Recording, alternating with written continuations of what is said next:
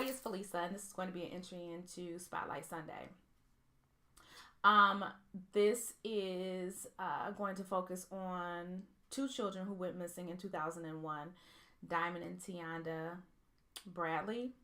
And I'm going to, of course, like I always do, I use Charlie Project as a source of truth, but then I have a couple of articles that I want to refer to, and then we'll get into my thoughts on the matter.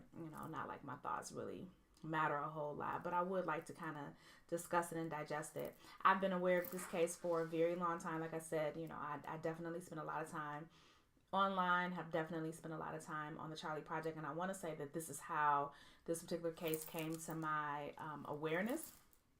As I said, it's two sisters. Tionda was 10. I want to say that Diamond was 3. Tionda's been missing since July the 6th, 2001. She's missing from Chicago, Illinois. She is classified as endangered missing. Her date of birth is January 20th, 1991. Her age at the time of her disappearance was 10. She would be 28 now. Her height and weight at the time of her disappearance was 4 feet 2 inches and about 70 pounds. There is no description of the clothing that she would have been wearing, and I'll get into why that probably is in a minute. But at the very least, they only were able to describe that she probably had green ponytail holders in her hair. Her distinguishing characteristics is that she's an African-American female, brown hair, brown eyes. Tionda has a quarter-sized burn scar on her left forearm. She has a scrape on her left calf at the time of her July 2001 disappearance. And she normally wears her hair in long ponytails. Sorry about my dog, y'all. She's crazy. Anyway, Diamond is missing under similar circumstances. She's also been missing since July the 6th, 2001. She's missing from Chicago, Illinois. She's classified as endangered missing. Her date of birth is November 25th, 1997, and so she'll be 21 if she is 21, she'll be 22 this year. Her age at the time of her disappearance was 3. And at that time, she was 3 feet, about 40 pounds. They believe that she had violet and purple ponytail holders in her hair. And her distinguishing characteristics is that she's an African-American female, black hair, brown eyes. Diamond has a scar on the left side of her hairline. She normally wears her hair braided in the back with 4 ponytails, and she has deep-set eyes. So the circumstances surrounding the disappearance are as follows, and I'm going to read this directly from the Charlie Project, even though their cases are listed separately. So if you happen to go to that website, you'll see Diamond's information is listed as, one complete story, and then Tionda's is listed as a separate page. They didn't combine the two, but there is a hyperlink. So if you click on one or the other girl's name, depending on whose profile you're in. So if you click Tionda's name in Diamond's story, then Tionda's story will populate and vice versa. So I wanted to make sure that I said that. So the details surrounding the disappearance. Diamond was last seen at her family's residence in the 3500 block of South Lake Park Avenue in Chicago, Illinois on July 6, 2001. Her mother departed for work at approximately 6:30 a.m. And I want you to keep in mind, even though I'm reading from Diamond's page, Tionda also, her story is exactly the same. It just uses her name as the actively missing person. So just keep that in mind. Her mother departed for work at approximately 6:30 a.m. Diamond and her sister Tionda stayed at the house during the morning. Their mother, Tracey Bradley, discovered that the girls were not inside their residence when she returned at approximately 11 a.m. Tionda apparently left a note stating that she and Diamond planned to walk to a nearby school and store. Tionda was enrolled in summer classes at Doolittle Elementary School at the time, but school officials said that she was absent the day of her disappearance. Several neighborhood children told authorities that they saw Tionda and Diamond playing outside their residence at approximately 12 p.m. Neither child has been heard from again. An extensive search of the surrounding areas produced no clues as to their whereabouts. Diamond is described as being independent and naturally timid but talkative. Her family says she often fought with her siblings in 2001. She was 3. So, Diamond enjoys eating peanuts and ramen noodles. Authorities said that Tracey was not cooperating with investigators in relation to her daughter's cases. She shoved a police officer who requested that she accompany him to the precinct to discuss new leads in March 2002. Tracey was placed in handcuffs and taken to the station where she briefly spoke with investigators. Her attorney arrived shortly thereafter and stopped the interview. Authorities said that Tracey missed several scheduled appointments with detectives in the past. Tracey's spiritual advisor told the media that officers have violated her rights by forcibly taking her to the precinct. Authorities said that Tracey was physically combative and that they needed to restrain her in handcuffs. Tracey's mother voluntarily took a polygraph exam shortly after Tionda and Diamond disappeared as a matter of cooperation. She is not being called a suspect in her daughter's disappearances. Authorities are interviewing most of the girls' relatives and friends once again as the investigation continues. They searched the children's great-grandfather's Wisconsin home but found no evidence. Some investigators theorized that Diamond and Tionda were taken by a North African man who had paid child support for one of them until the summer of 2001, when he learned he was not her father. FBI agents went to Morocco to investigate the lead but did not find any evidence that the Bradley children were there. Police believe Tionda would have contacted her loved ones by now if she could have, and they think that both children are either deceased or have been taken out of the country.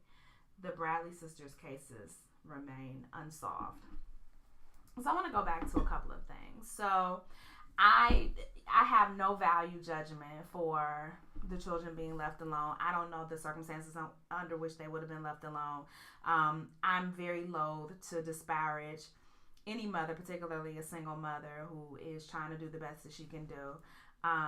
But her work schedule, leaving at 6:30 a.m., the children wouldn't have been up at that time, I don't believe. I've got 4 children. In the summertime for them to be up? No. So maybe it was her hope that they would sleep, at least until it was closer to time for her to return home. And then also, and I'm not quite sure if the material facts of this article are incorrect, but it says that she left for work at 6:30 and she returned at approximately 11 o'clock. But then children in the neighborhood reported seeing Tionda and Diamond at approximately 12 p.m., which would have been an hour after she had returned home. So when she returned home, there was reports that there was a note that Tionda left that she was going to go to a school and she was going to go, do a couple of things. And so if that's the case, maybe mom saw that note, didn't worry about it until much later, and their last sighting would have been actually an hour after mom had arrived home. And so I'm not quite sure of the timing.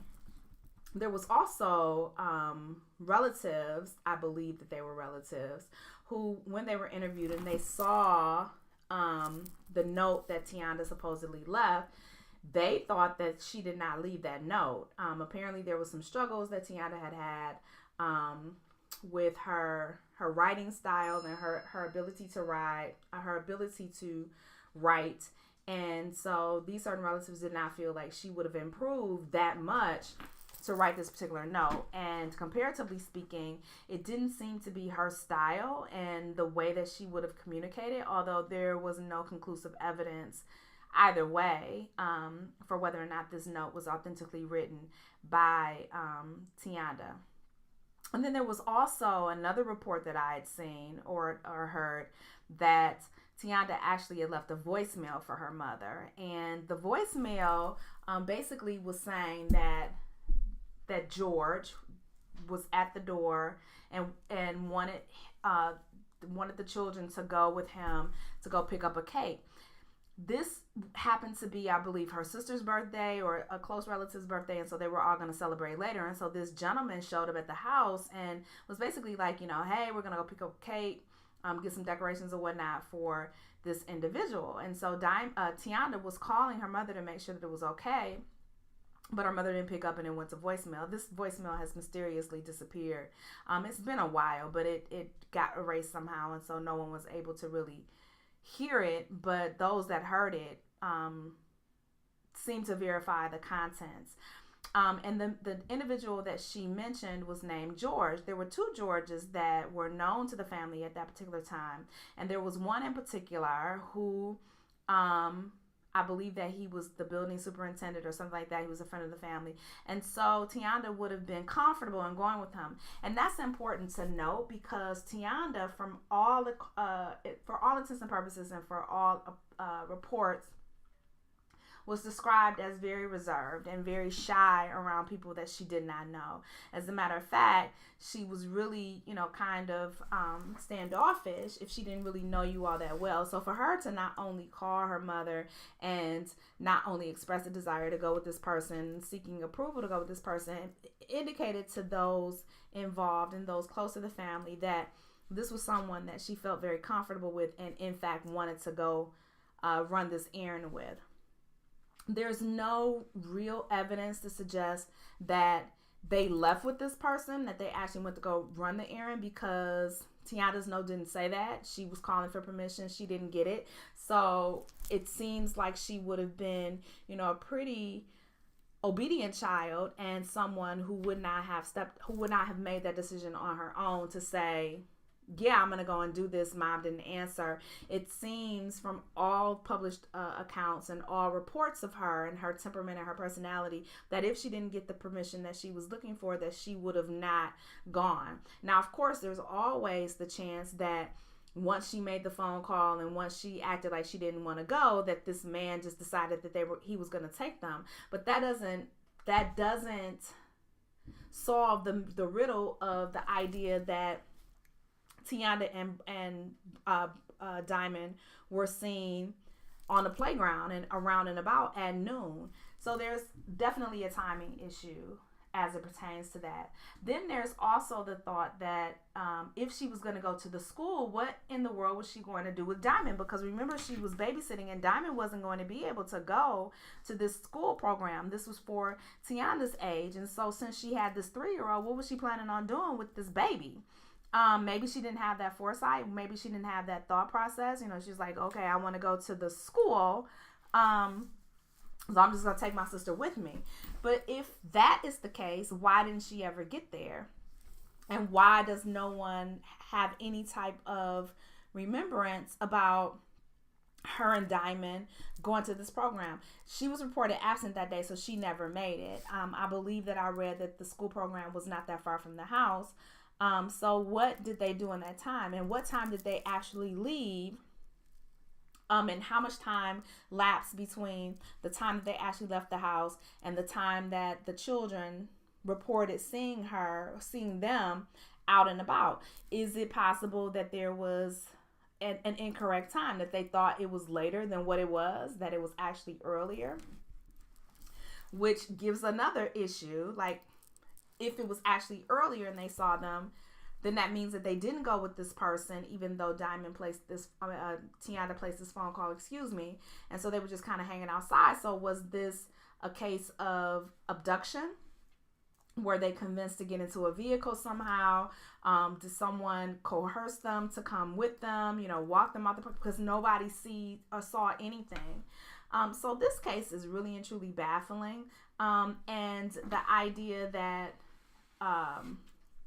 mom wasn't necessarily forthcoming, I don't necessarily think that means that she had anything to do with their disappearances. I think that it may be more of a defense mechanism, that she left them alone, that something possibly heinous happened to them, and that there was a lot of questions and scrutiny, and she was being defensive and combative in response to that. Because if she left the house to go work, and let's just go with the official story. She left the house to go work. She didn't leave the house to go and be with some man. She didn't leave the house to go and run the streets. She left the house to go and earn a living. And so perhaps the scrutiny of investigators and police officers who, let's be honest and fair, are trying to do their job, but coming over and perhaps the tone is accusatory, and she's tired of asking the same questions. I'm really just wanting to advocate for her, because I can't believe that any mother would stonewall an investigation into the disappearance of her own children. Like, that doesn't make any sense to me. Even somebody that's coming from the hood and has a no snitch policy, like, these are my babies. Like, I feel like most mothers, if not the majority of mothers, would move heaven and hell in order to find out exactly what happened. And since the streets wasn't talking, not talking, like the streets didn't know anything. This was not, something where somebody might have inside information that will be forthcoming. She was really just at a loss. So I'm not quite sure what the presentation was when investigators were coming to the house and speaking to her. It may have placed her on a defensive, and I'm not making excuses for it. I'm just saying that I can understand it, certainly. In the time that Tionda and Diamond have been missing, there's been very little information and very little updates in their case. Unfortunately, it definitely is a baffling case. It's definitely a heartbreaking case because you have a situation where children have gone missing and just seemingly vanished into thin air. There hasn't been, there's been no sightings. And of course, because you age and mature, like if you looked at the pictures that I'm posting, and I'll try and add a age progressed picture at the end. But, in the time that they've been missing, if you're still looking for, a child that has pigtails when actually you should be looking for a 28-year-old woman, that becomes very difficult. Just like, what was her name? J.C. Duggard, I want to say, who was abducted and held captive in a backyard by, a felon. And, he had house visits. He really had an elaborate setup where he had like this whole tent and this whole backyard community where he had poor JC and the children that were born to her, via this rape and hostage situation. And she definitely had developed a form of Stockholm syndrome because she was out and about and she never said anything. Like, I'm sure that she felt like if she said something was going to happen to her children. I just can't imagine that kind of psyche. So you get a hold of children at 10 and 3 years old, and if they are still alive, prayerfully, they've been groomed. They may not even really have any memory of who they are. That may be so repressed in them until... And Diamond more than Tionda, of course, because she was only 3. But if someone has them and if someone has been grooming them these last 18 plus years, they may not even have any awareness of who they are. They may literally be walking among us, and because, like I said, people are still looking for children, that you pass them on the street and you don't know who they are. That's why it's important to pay attention to the age progressed photos and really be cognizant and aware of who's around you, because you really and truly just don't know. These people have been kidnapped as babies, and now they have no awareness of who they truly are. If you have any corrections to this story, please list it below. I'm going to list a couple of news sources and definitely the link to the Charlie Project so that you can see the profiles for yourself. As always, it is my sole intention to present this information in the most ethical and the most honest way that I know how, with the sole objective of reuniting the lost, the missing, and the endangered with their families and with their loved ones, and hoping to give these families the closure that they deserve. My hearts go out to the family of Tionda and Diamond, and I pray that one day soon that you will find closure and you will find justice and you will find understanding as to what happened with these babies. Talk to y'all later. Bye.